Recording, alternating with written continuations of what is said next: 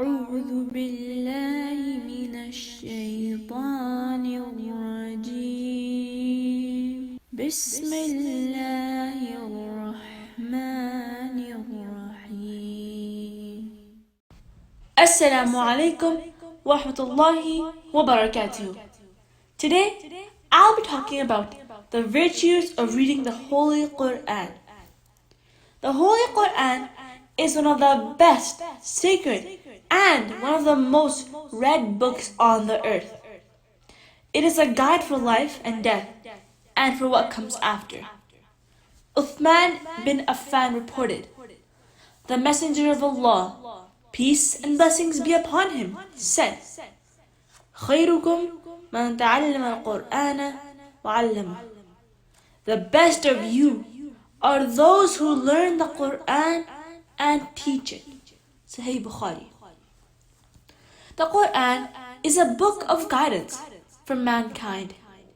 It was revealed on our beloved Prophet sallallahu alaihi wasallam, who is the last prophet of Allah Almighty. The Qur'an is a divine book towards which Muslims turn when there is any problem, because the Qur'an has the solution to every single problem, and it is guidance for every aspect of life. Allah Almighty said about the Qur'an, "This is the book whereof there is no doubt, guidance to those who are al-muttaqun." This ayah is proof that Muslims will earn great rewards for reciting the Qur'an and implementing it in their daily life. As a Muslim, we should recite Qur'an daily with better understanding so that we can earn Allah's blessings in this life and in the hereafter. There are many rewards for reciting the Qur'an. Number 1.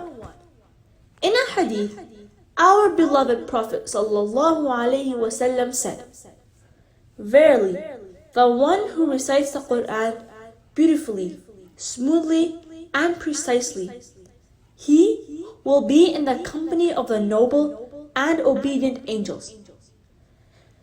And as for who recites with difficulty, stammering, or stumbling through its verses, then he will have twice that reward." Sahih al-Bukhari. So, from this hadith, we can say that a person will get the double reward that is trying hard and doing extra effort to learn and recite Qur'an to please Allah subhanahu wa ta'ala. We should try hard to recite the Qur'an so that Allah will be pleased with us, and so we get great rewards. Number 2. The Qur'an will intercede for us on the Day of Judgment. The Prophet said that, "Read the Qur'an, for verily it will come on the day of standing as an intercessor for its companions." Muslim. Number 3. Cleansing of heart. When a Muslim recites Qur'an, it affects the heart and purifies it by cleaning it from all the impurities that stick on it. Allah Almighty says in the Qur'an, "O mankind, there hath come to you an admonition from your Lord, and a healing for the diseases in your hearts, and for those who believe a guidance and mercy." Number 4.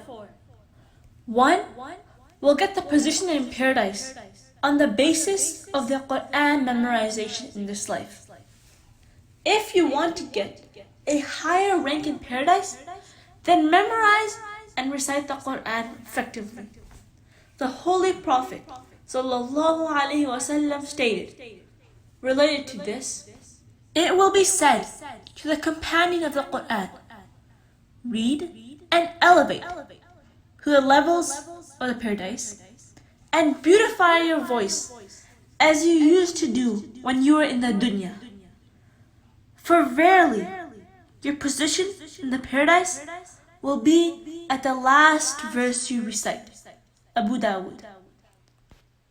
Abu Musa al-Ash'ari reported, the Messenger of Allah, peace and blessings be upon him, said, the example of a believer who recites the Qur'an is that of a citrus fruit, which tastes good and smells good.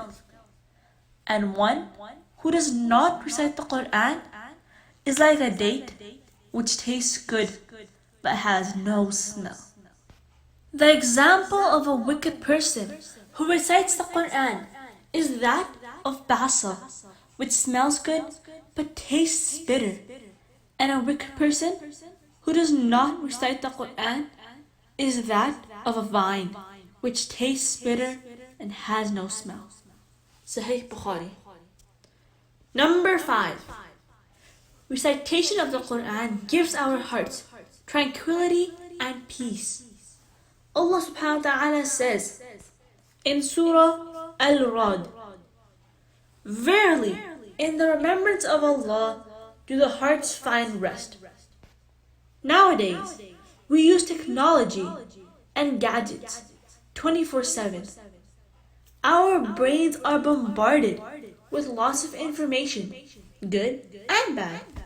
Sometimes we get stressed in this fast-paced world. Sometimes we feel anxious, depressed, and frustrated.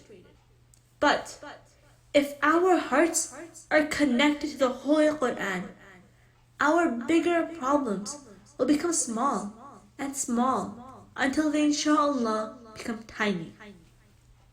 Number 6. Reading the Qur'an protects us from all sorts of evil. Yes, indeed. Reading the Qur'an protects you from the evil you know and the evil you don't know. The evil you've heard of and the evil you've never heard of.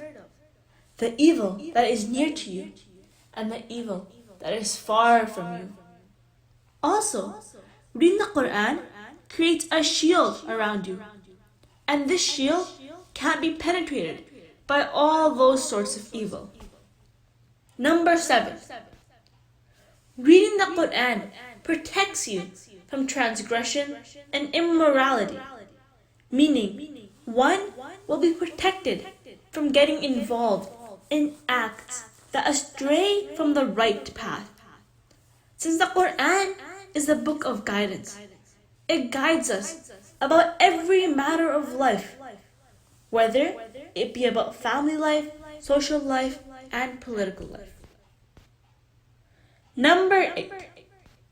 The Qur'an is a guide showing us what's lawful and what is not. The Qur'an guides us to what is permissible and what is forbidden in Islam. This noble book also teaches us many lessons by narrating stories from the lives of the prophets. Please remember that the Qur'an has 5 rights upon the believer, which are as follows. 1. A Muslim is required to believe in the Qur'an. 2. He is required to read it. 3. He is required to understand it. 4. He is required to act upon its teachings. And 5.